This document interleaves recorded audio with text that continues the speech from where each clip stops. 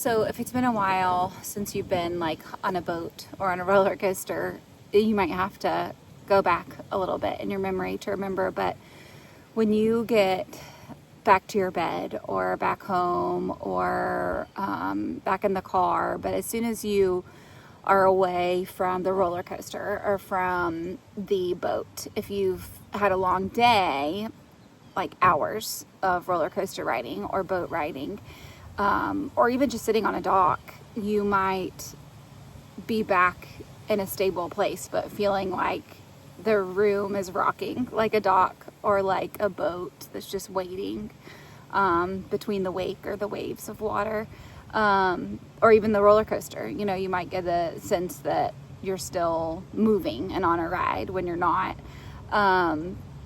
Sometimes I feel like deconstruction can feel that way. Like if you go through a big season of like undoing something that was built wrong or inappropriately or inaccurately, and you have to undo some things.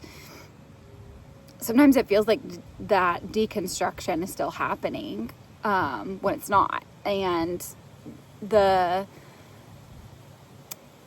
motivation or coming to actively reconstructing is sometimes hard because it still feels like the boat's still moving or the ride is still going, even when it's not. So I think, you know, I shared in another video, I had a couple of weeks that were just off. It didn't really feel like anything was being built. It didn't really feel like anything was going well. It just felt like everything was hard and there really wasn't anything going on. So I feel like sometimes, and like trauma can do this to us, like we can be in a situation that feels familiar and feels like whatever traumatic thing is happening again, and it might not be. You know, I think that the boat roller coaster situation can happen then, and we may feel like there's something that is like a situation that is pressing in, or a burden that's not actually there. And I think along the deconstruction, reconstruction process, that can happen. And it can put us in a place of needing rest, or it can put us in a place of needing to grieve something maybe that we never grieved, that we maybe eliminated or dealt with, but then just moved on in life. But there's still some things that we need to grieve. So that can happen. And then other times I think it can just be a break. It can just be a pause from building. That is definitely needed and required sometimes.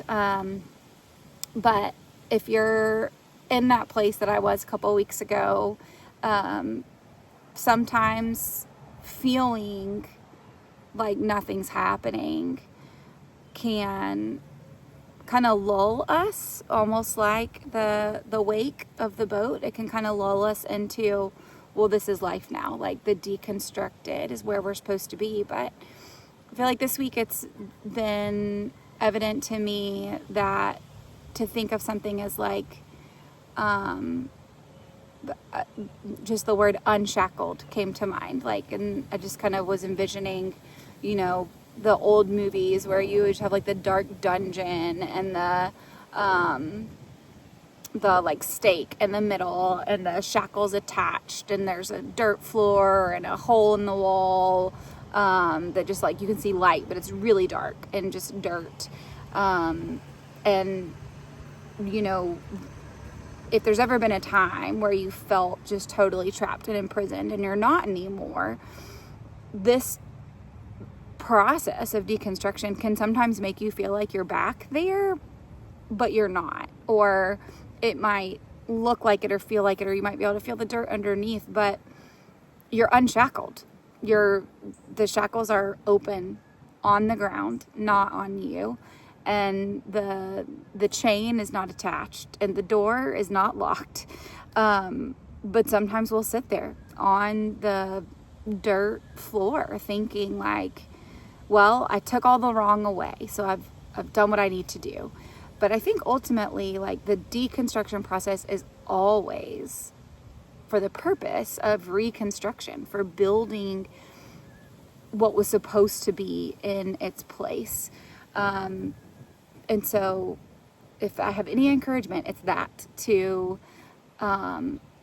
recognize the unshackled, the unchained, the unrestricted, the unrestrained.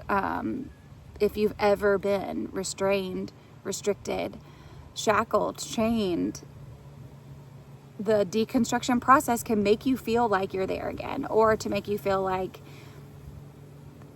everything was a waste and you're back at the beginning. But that's not true. You may need to be on the floor of the dirt for a little bit, but the shackles are open, they're on the ground, and the door's unlocked. So if anything, I think to keep asking the question, God, what do you want me to know? What do you want me to know? And sometimes the what do you want me to know is peace. Just rest and relax. And when it's time to grow again, we'll grow again. But you need a break. One of my sons right now is having to take a break from sports. And thank you, Lord, that we are not in a position of anything being broken or strained or surgery, but he's got to take a break because the growth will not happen if the break doesn't happen. So resist the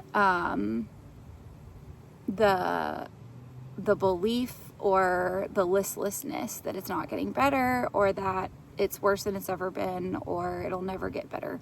That's not true. You're unshackled, you're unchained. As soon as the what do you want to know is answered, what do you want me to know is answered with a go, do, grow. It's unlocked. You're ready. So keep asking. He'll keep talking. That's it. We just have to keep asking and keep wanting the source to be the truth and his source, and not shortchange it or shortcut it or impatiently look in other areas. We've all got great parents or friends or mentors or all kinds of things, but ultimately there's one perfect parent, and if we ask him, then we're good. Happy deconstructing, and blessings along your reconstruction.